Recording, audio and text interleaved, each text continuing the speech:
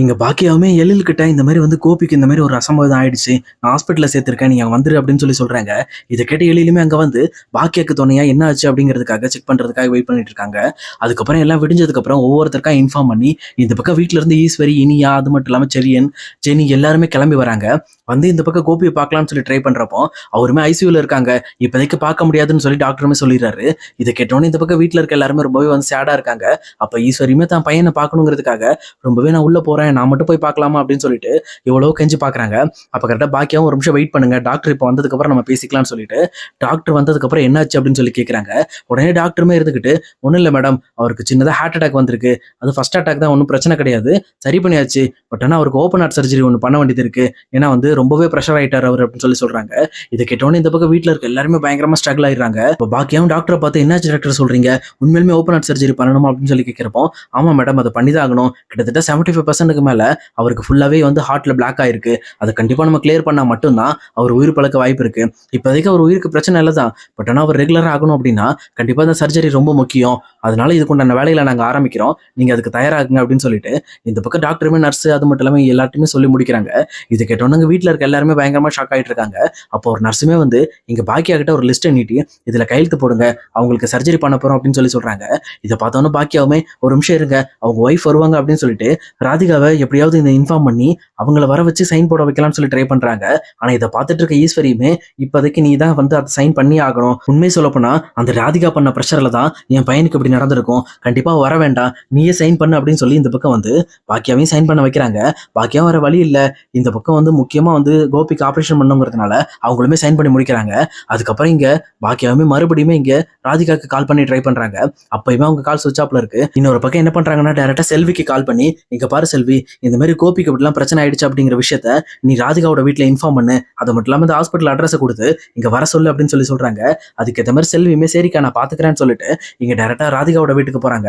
அங்க போயிட்டு பெல் அடிக்கும் போது இங்க ராதிகாவோட அம்மாவுமே வந்துட்டு என்ன உனக்கு என்ன வேணும் அப்படின்னு சொல்லிட்டு செல்வி கிட்ட தெனாவட்டா கேட்கறாங்க. இங்க பாருங்க, நேற்று உங்க மாப்பிளைக்கு ஹார்ட் அட்டாக் வந்துருச்சு, சொல்லப்போனா அவங்கள ஹாஸ்பிட்டல் அட்மிட் பண்ணிருக்காங்க, அங்க பாக்கியா ஃபேமிலியில இருக்க எல்லாருமே அங்க அவங்க மாப்பிள்ளை கூட தான் இருக்காங்க, நீங்களும் போய் பாருங்க, ராதிகாக்கு எவ்வளவு டைம் கால் பண்ணியுமே அவங்க கால் சுவிச் ஆஃப்னு வந்ததுனால என்ன இன்ஃபார்ம் பண்ண சொன்னாங்க அப்படின்னு சொல்றாங்க. இதை கேட்ட ராதிகாவோட அம்மாவுமே ரொம்பவே பதறி போய் அடிச்சு பிடிச்சி இந்த பக்கம் ராதிகா கிட்ட நடந்த விஷயம் எல்லாத்தையுமே சொல்றாங்க. அது கேள்விப்பட்டோன்னா ராதிகா ரொம்பவே ஷாக் ஆயிடுறாங்க. சொல்லப்போனா நான் அந்த மாதிரி நேற்று அவரை ப்ரெஷர் பண்ணதுனாலதான் அவருக்கு ஹார்ட் அட்டாக் வந்திருக்கும் அப்படின்னு சொல்லிட்டு அவங்களுமே இந்த பக்கம் மையவை கூட்டிட்டு அடிச்சு பிடிச்சி அங்க ஹாஸ்பிட்டலுக்குமே கிளம்பி போறாங்க. அங்க போய் ரொம்பவே கதறி ஆள ஆரம்பிக்கிறாங்க. இதை பார்த்துட்டு இருக்க பாக்கியாவுக்குமே அவங்க ரொம்பவே கோபி மேல அனுபவிச்சிருக்காங்க அப்படிங்கிற விஷயத்த வெளிப்படையாக புரிஞ்சுக்கிறாங்க. ஆனா ஈஸ்வரி மத்தவங்க எல்லாருமே இவங்க ரொம்ப நடிக்கிறாங்க, பண்றதெல்லாம் பண்ணிட்டு எதுவுமே தெரியாத மாதிரி நடிச்சிட்டு இருக்காங்க அப்படின்னு சொல்லி யோசிச்சுட்டு இருக்காங்க. அப்ப கரெக்டா அங்க வந்து டாக்டருமே இங்க பாருங்கம்மா, இந்த மாதிரி ஹாஸ்பிட்டல்லாம் அழக்கூடாது, முதல்ல சும்மா இருங்க அப்படின்னு சொல்லிட்டு ராதிகாவே சைலண்டா இருக்க சொல்றாங்க. அப்ப அவங்களுமே ரொம்ப கதறிட்டு இருக்கிறத பார்த்துட்டு பாக்கியாவுமே கவலைப்படாதீங்க, எல்லாம் சரியாயிடும், இப்ப ஒரு சர்ஜரி பண்ண போயிருக்காங்க, ஓப்பன் ஹார்ட் சர்ஜரி பண்ணா அவருக்கு சரியாயிடும், இப்போதைக்கு உயிருக்கு எந்த பிரச்சனை இல்லைன்னு சொல்லியிருக்காங்கன்னு சொல்லிட்டு இங்க ராதிகாவுமே கொஞ்சம் அமைதிப்படுத்துறாங்க. அப்ப கரெக்டா ராதிகாவை பார்த்து ஈஸ்வரியுமே திட்ட ஆரம்பிக்கிறாங்க. ஆமா ஆமா, எல்லாம் பண்றதெல்லாம் பண்ணிட்டு நடிக்கிறான், இங்க வந்து அழுற மாதிரி நடிச்சுக்கிட்டு என் பையனோட உயிர் எடுக்கிறதுக்கு காரணமே இவதான் அப்படின்னு சொல்லிட்டு பயங்கரமா இங்க ராதிகாவுமே திட்டி தீர்த்துட்டு இருக்காங்க. இதை பார்த்துட்டு இருக்க பாக்கியாவும் முதல்ல வாய மூடுங்க, தேவையில்லாம பேசாதீங்க, உங்க பையன் பண்ணதுக்கு தான் அவர் இன்னைக்கு இந்த நிலைமையில இருக்காரு, இதுக்கு மேலேயும் தேவையே இல்லாம ராதிகா மேல பழி போடாதீங்க அப்படின்னு சொல்லிட்டு இங்க பாக்கியாவும் சொல்றாங்க. அப்ப ராதிகாவுமே இருந்துகிட்டு பாக்கியா தனக்கு சப்போர்ட் பண்றதை பார்த்தோன்னா ரொம்பவே வந்து ஃபீல் பண்ணி அழுதுட்டு இந்த மாதிரி கோபிக்கு இப்படி நிலைமை வர்றதுக்கு காரணம் நானும் தான், நேத்து நான் அவர்கிட்ட ரொம்பவே கடுமையா பேசிட்டேன் அப்படின்னு சொல்லிட்டு அவங்க கோபி கிட்ட பேசின விஷயத்தெல்லாம் சொல்லி காட்டுறாங்க.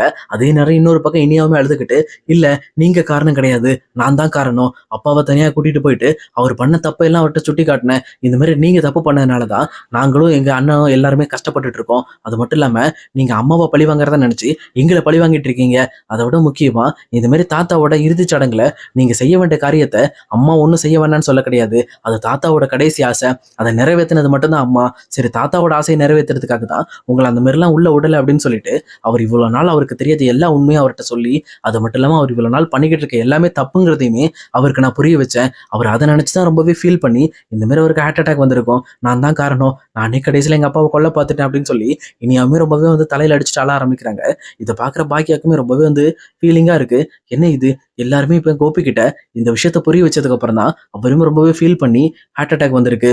அப்ப கண்டிப்பா இதுக்கு மேல அவர் வந்து தண்டனை கொடுக்க தேவையில்ல, ஆல்ரெடி அவர் திருந்திட்டாரு, இதுக்கு மேல திருந்தின மனுஷனுக்கு நான் எதுக்கு தண்டனை கொடுக்கணும் அப்படின்னு சொல்லிட்டு அவங்களுமே வந்து அங்கிருந்து எளியில கூட்டிட்டு டைரக்டா எங்க ஸ்டேஷன் கிளம்புறாங்க. சொல்லப்போனா வேற எதுக்கும் கிடையாது. இங்க கோபி மேல இருக்கிற கேஸை வாபஸ் வாங்குறதுக்காக தான் டைரக்டா அங்க ஸ்டேஷன் போயிட்டு இன்ஸ்பெக்டர்கிட்ட, சார் இந்த மாதிரி நான் கோபி மேலக்கு கொடுத்துருக்க கேஸை நான் வாபஸ் வாங்கிக்கிறேன் அப்படின்னு சொல்லி சொல்றாங்க. இது கேட்டோன்னே அந்த இன்ஸ்பெக்டருமே இருந்துகிட்டு, என்ன மேடம் சொல்றீங்க, ஏற்கனவே அவர் ஒரு அக்யூஸ்ட், இந்த மாதிரி அவர் பண்ணதுனால எவ்வளவு பெரிய பிரச்சனை ஆச்சு, நீங்க சம்மந்தமே இல்லாம மறுபடியும் அவர் மேல இருக்கிற கேஸை வாபஸ் வாங்குறீங்க அப்படின்னு சொல்லி கேட்கிறப்போ, இல்ல சார் இப்போ அவருக்கு ஹார்ட் அட்டாக்லாம் வந்துருச்சு, அது மட்டும் இல்லாம ஆளுமே தான் பண்ண தப்பை உணர்ந்து இதுக்கு மேல இந்த தப்பு பண்ண மாட்டாருன்ற நிலைமைக்கு அவர் வந்துட்டாரு. இதுக்கு மேலேயும் அவரை நான் தண்டிக்கிறது தப்பு. சொல்லப்போனா அவர் பண்ண தப்புக்குண்டான பிராய்ச்சித்தத்தை அந்த ஒவ்வொரு குடும்பங்களுக்கும் அவர் கையாலேயே நான் நல்லது செய்ய வைக்கிறேன். எப்படியாவது இந்த கேஸை மட்டும் வாபஸ் வாங்கிருங்க அப்படின்னு சொல்லி சொல்றாங்க. இது கேட்டோன்னே இன்ஸ்பெக்டருமே சரி இங்க பாக்கியா சொல்றது யோசிச்சு பார்த்துட்டு, சரி மேடம் அந்த செஃபை கூட்டிட்டு வாங்க அப்படின்னு சொல்லி இன்ஸ்பெக்டர்கிட்ட சொல்லிட்டு டேரக்டா இதுக்கு மேல இந்த கேஸ்ல இருந்து செஃபையுமே தூக்கிட்டு, அது மட்டும் இல்லாம கோபிக்கும் இந்த கேஸுக்கும் சம்மந்தமே இல்லாத மாதிரி இந்த கேஸையுமே வாபஸ் வாங்குறாங்க. இதெல்லாம் பார்த்துட்டு இருக்க எழிலுமே, ஏமா இப்படி பண்ற அப்படின்னு சொல்லி கேட்கிறப்போ, இல்லடா அவர் தப்ப உணரணுங்கிறதுக்காக தான் இதை நான் பண்ணேன். சொல்லப்போனா அவர் உண்மையிலுமே இனியா பேசினதுக்கு அப்புறம் ரொம்பவே கஷ்டப்பட்டு தான் மனசுல இருக்கிறது எல்லாமே தப்பு, நம்ம இந்த மாதிரி தேவையில்லாம தப்பு பண்ணிட்டோம்னு நினைச்சு அதை யோசிச்சு யோசிச்சு அவர் ஹார்ட் அட்டாக் வர அளவு ஆயிடுச்சு.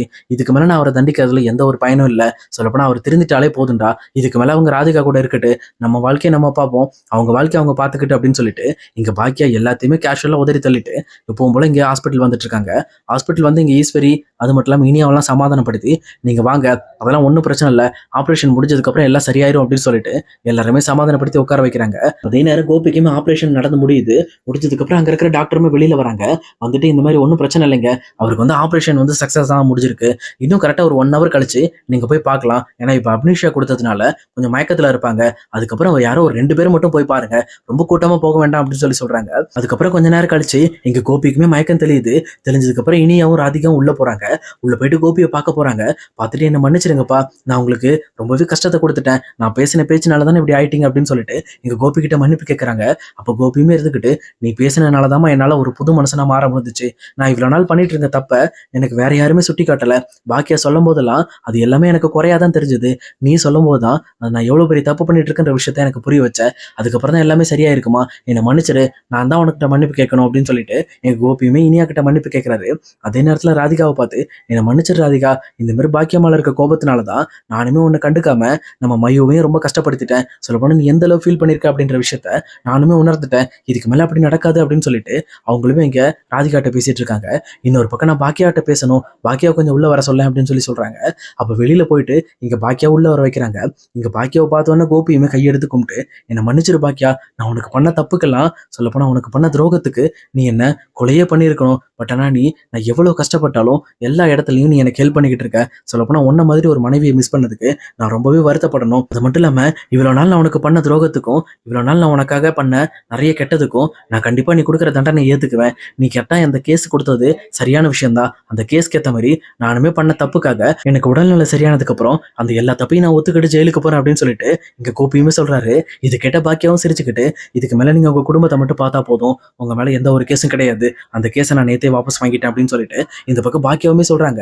இதை கேட்டோன்னு கோபிக்கு கண்டிருந்து தனித்தனியா ஊத்துது. சொல்லப்போனா இப்பவுமே பாக்கியா எந்த அளவுக்கு என்ன இந்த மாதிரி நேசிச்சிட்டு இருக்காங்க, அவங்க மனசுக்குள்ள என்ன வச்சிட்டு இருக்காங்க அப்படிங்கிற விஷயத்த கோபி புரிஞ்சுக்கிட்டு பயங்கரமா ஃபீல் பண்ணி அழ ஆரம்பிக்கிறாரு.